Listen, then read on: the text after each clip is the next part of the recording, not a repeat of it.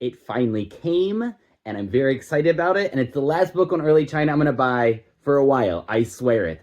But I wanted to share the journey of how I got to this book in case other people who are especially interested in Taoism or early Chinese mysticism might want to follow along with the journey.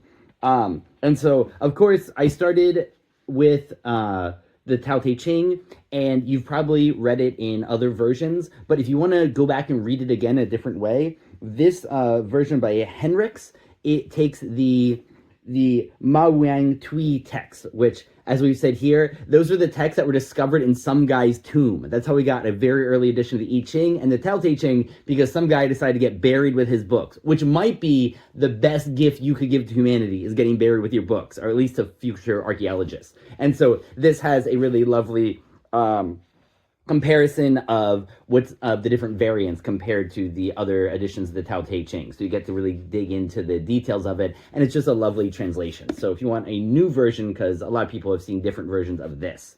But, of course, the second book of Taoism after that is Zhuangzi, and I really like Burton Watson's translation of this, and this is a very free book. This one, Tao Te Ching might be more for a ruler or a leader. This one is for all of us, and can be taken in very mystical, maybe even anarchistic directions, and I really think Zhuangzi is worth reading if you like the Tao Te Ching.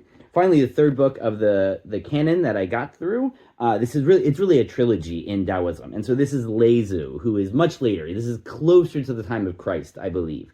But this is also worth reading. It has a bunch of more fantastical stories too. Unfortunately, we do know that some creator kind of edited it down from its original edition. So we don't know everything from the original. So I read those three, and then I'm like, what am I going to read next?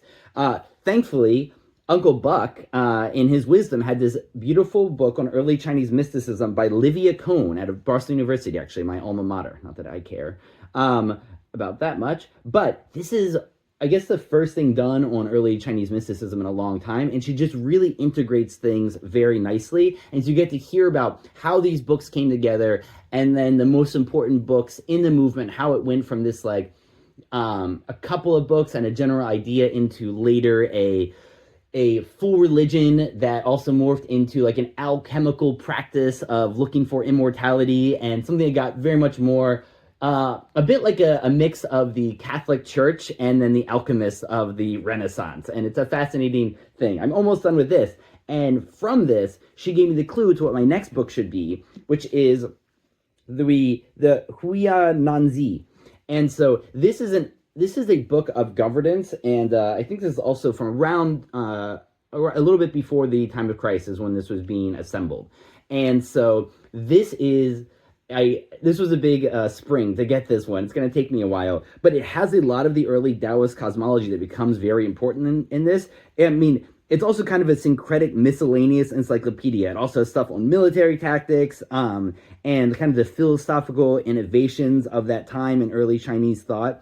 And as someone who, thanks to Joseph Needham, believes, China is where everything got invented, this seems like a really great next book to be reading. And it's going to take me a while, but also I'm just fascinated to see how these ideas evolved in, the longest continuous empire of all time. So that is the journey that brought me to this book. And so this is going to be the next book on the bedside table. It sits on top of the Satya Pata and gets read every night, at least a page or two. Here we go.